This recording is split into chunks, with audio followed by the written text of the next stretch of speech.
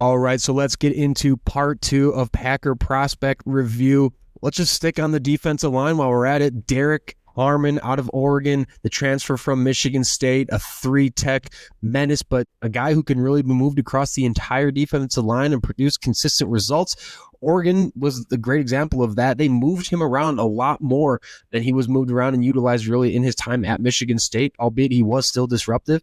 And it really showed that Oregon was able to get the most out of Harmon's skill sets in pass rush and in run defense with putting him around the defensive line, lining up different spots. He is best at three tech, but where it kind of makes sense with the Packers is he's just scheme versatile, is to put it shortly.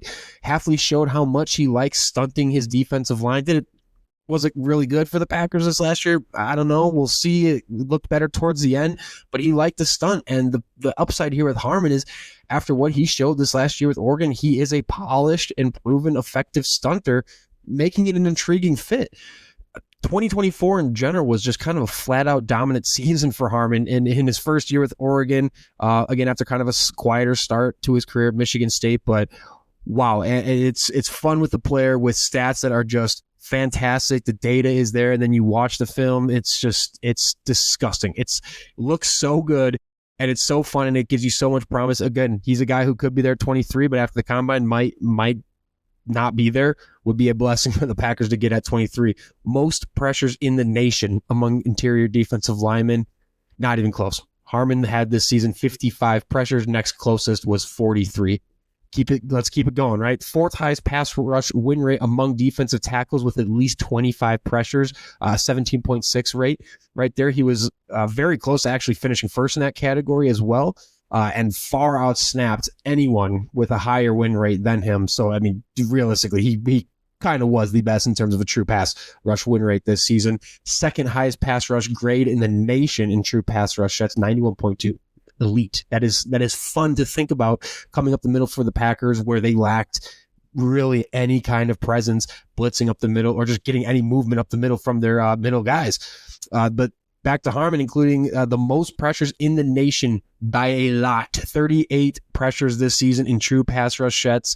Next closest 29. As goes for hurries, even more impressive. 30 hurries in pass rush sets.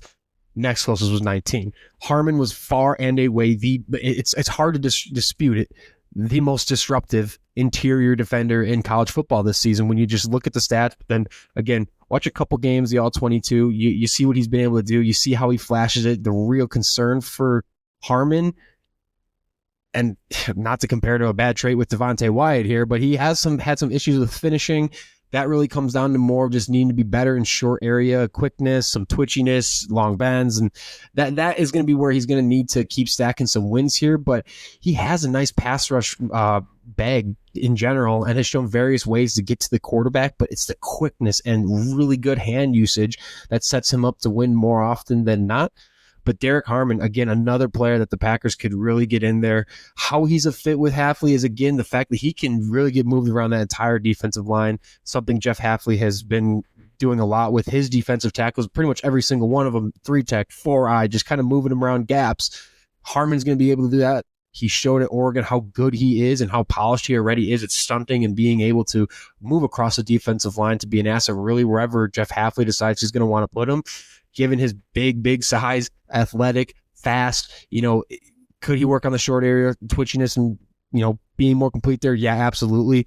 He could be a little bit of a better run defender, but in terms of just the Packers getting back on track to having an interior presence up the middle, think about how important that was in the playoffs.